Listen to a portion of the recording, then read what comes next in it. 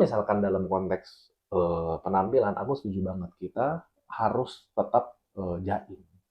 Lu mau belum married, pas pacaran, mau udah married, itu tetap harus jaim dalam kondisi yang wajar ya. Maksudnya nggak berlebihan ya, nggak berlebihan kayak udah mau tidur full make up nggak mau dicuci terus-terusan, itu ya jangan gitu juga maksudnya.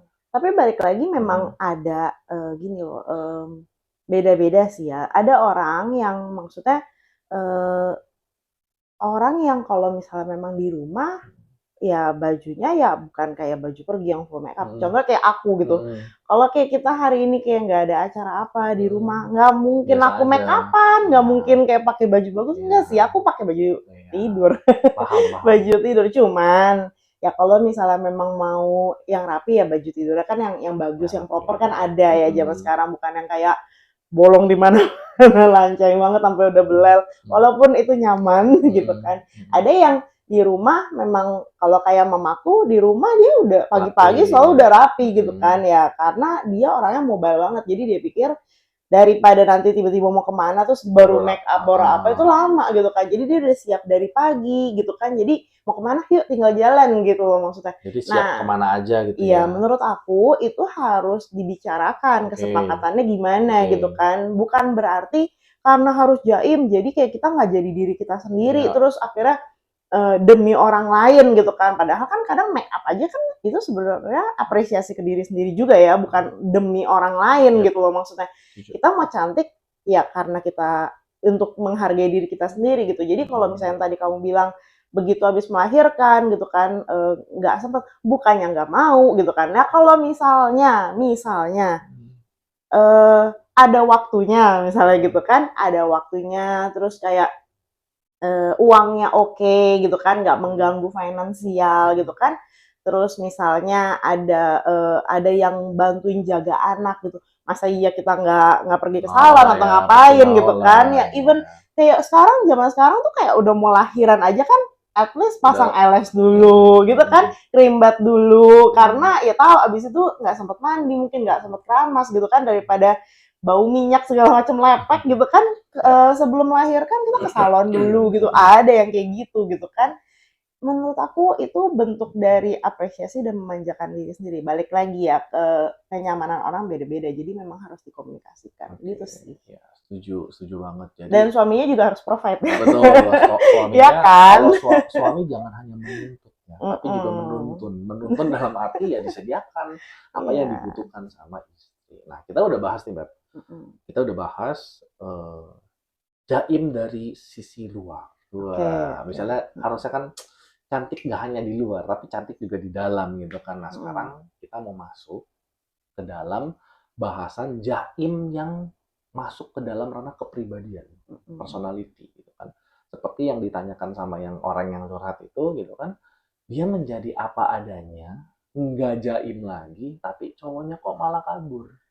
Nah, ini kan menarik kan, cowoknya malah kabur.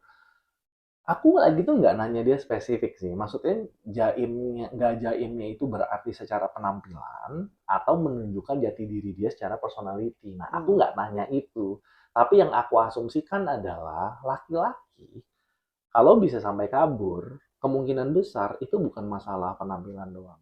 Maksudnya Mm. gitu loh, karena dia sudah eh, ada berhubungan kan, udah jalan kan sekitar beberapa minggu kan udah jalan kan. Jadi kayak kalau sampai aku laki-laki gitu ya, maksudnya gini loh, jelek tuh bisa dipermak gitu.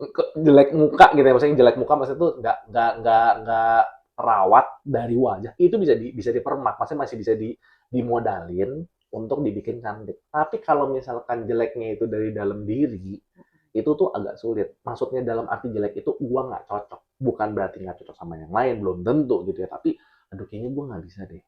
Nah, di dalam buku gua yang judulnya Before I Do and I'm Done, nah gua ada bahas masalah ini, ada bahas masalah mengenai kita bisa nggak menoleransi kekurangannya si orang tersebut, si pasangan kita. Nah, ketika kita tidak bisa menoleransi, maka endingnya apa? Ya kabur. Maksudnya endingnya ya udah nggak bisa nih, Nggak bisa lanjut. udah nggak bisa lanjut nih. Nah, menurut aku kasus yang orang yang curhat ini masuknya tuh ada something yang dia tuh udah nggak bisa toleransi, Beb. Dia udah nggak bisa toleransi lagi yang ada di perempuan ini. Tapi apakah perempuan ini salah? Belum Gue tentu. nggak bisa ngomong dia salah, Mm-mm. gitu loh. Cuman kalau boleh gue kasih tips sama teman-teman, ada momennya untuk kalian membuka siapa jati diri kalian. Ada momennya. Jadi tidak Mm-mm. bukan kayak baru pertama kali ketemu nih ya. Aku mantan pembunuh. Aku pernah di penjara 12 tahun dari kecil karena nyolok mata orang. Misal, jangan begitu. Maksud gue, jangan hal-hal yang kayak gitu langsung diutarakan pertama kali ketemu gitu loh. Misalnya kan kayak si wanita, contoh ya, maaf ya sebelumnya ya. Wanita langsung datang kayak, aku sudah pernah diperkosa sama papaku. Jangan pas pertama kali ketemu langsung ngomong hal-hal yang terlalu sensitif seperti itu. Why? Karena si orang ini belum tentu satu menghormati apa yang diceritakan. Itu satu. Dia belum tentu ada empati sama yang kamu ceritakan, yang terbuka. Belum tentu.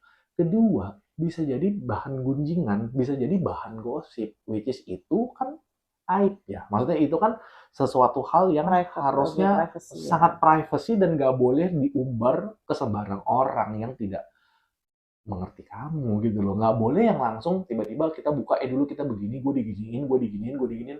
Apalagi itu berbau hal yang berat dan itu membawa traumatis. Itu tidak boleh. Menurut gue itu Ada nggak boleh. waktunya Ada tapi waktunya, belum tapi nggak tepat ya. nggak di awal langsung ketemu langsung Iya. gue begini. Nggak di awal. Begitupun gue sama Mami juga begitu. Jadi kayak ngebuka kulit pisang ya, kayak satu pelan, satu lagi. Jadi nggak langsung yang di wek gitu loh, nggak begitu. Jadi kayak pelan-pelan. Pertama ngebukain bagian apa dulu sih, habis itu ngebukain lagi yang lebih deep lagi gitu loh. Jadi kalau misalkan gue boleh kasih perumpamaan ya, analoginya gitu ya, ibarat kata kita masuk ke dalam rumah gitu loh. Ada tamu yang masuk ke dalam rumah. Jadi ada tamu yang memang kita tuh nggak bukain pintu gerbang.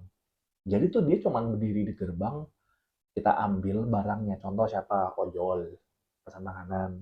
Atau tukang yang ngasih surat. Pakai surat kayaknya masih sama sekarang ya gitu kan. Yang kirim surat, ya nggak mungkin dong. Orang yang kirim surat lu ajak main ke kamar, apa namanya, ke ruang tamu atau ke ruang keluarga kan nggak mungkin dong.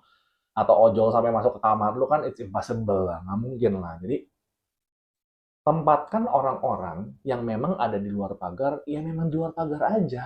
Jangan dikasih masuk gitu loh. Tapi ketika dia sudah mulai ada percakapan sama kita, udah bisa lebih ngobrol, nah dia tuh masuk ke dalam pekarangan rumah gitu loh. Nah, masuk ke dalam pekarangan rumah, kita bisa ngomong yang sedikit lebih dalam, sedikit doang, yang lebih eh, apa namanya, mengungkapkan kehidupan privasi kita, sedikit aja, sedikit, nggak banyak-banyak, dari orang yang totally stranger sampai masuk ke dalam pekarangan kita itu sedikit nambah. Nah, setelah itu masuk ke dalam rumah.